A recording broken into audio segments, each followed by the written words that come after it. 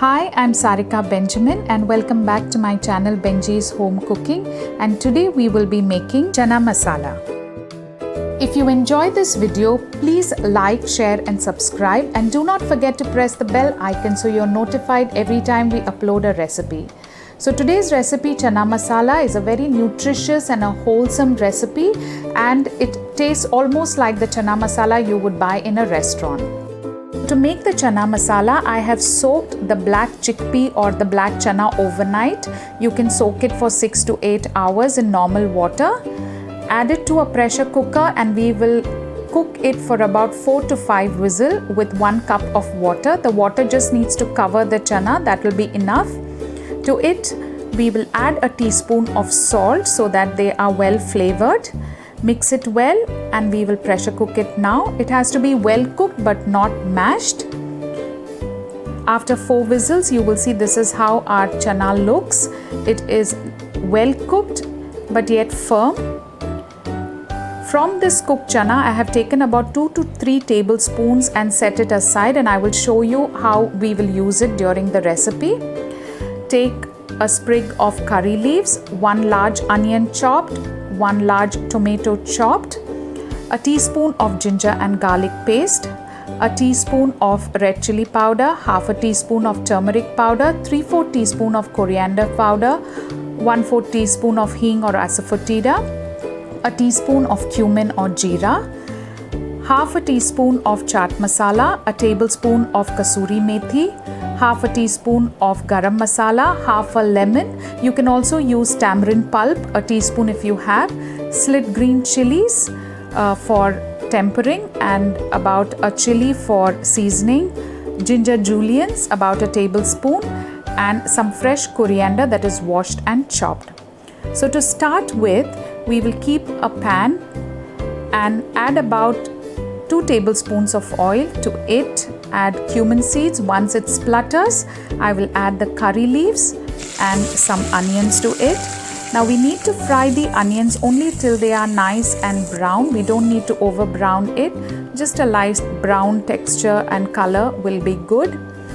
They are nice and pink now. We will fry them a little more. Once the onions are nice and brown, we will add a teaspoon of ginger garlic paste. Make sure the flame is on low at this point of time, or ginger garlic tends to burn quickly. Fry it well till the raw smell leaves. And once it is fried, we will add all our dry spice powder, that is chili powder, turmeric powder, coriander powder and the asafoetida. We will add all of it on a low flame so that our spices don't burn. Add all of it and fry it well.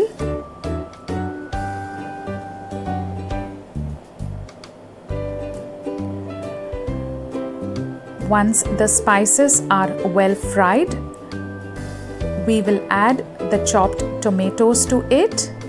Make sure the flame is on low. Add the tomatoes and we will fry it or saute it till they are nice and soft.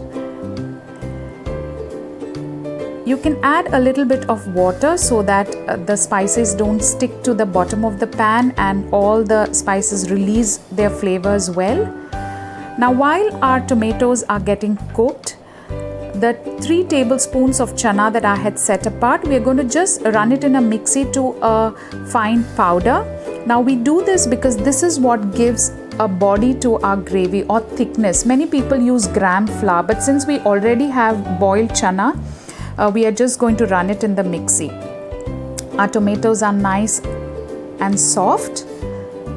To this we will add this ground powder of the boiled chana and we will saute it. You will see that as soon as it is added into these tomatoes, it starts getting thick.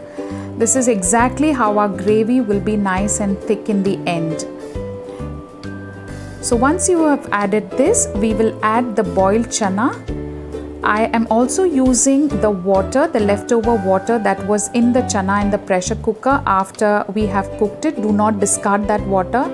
Chana is very nutritious, very good for health, and this recipe will taste almost like the restaurant style chana masala.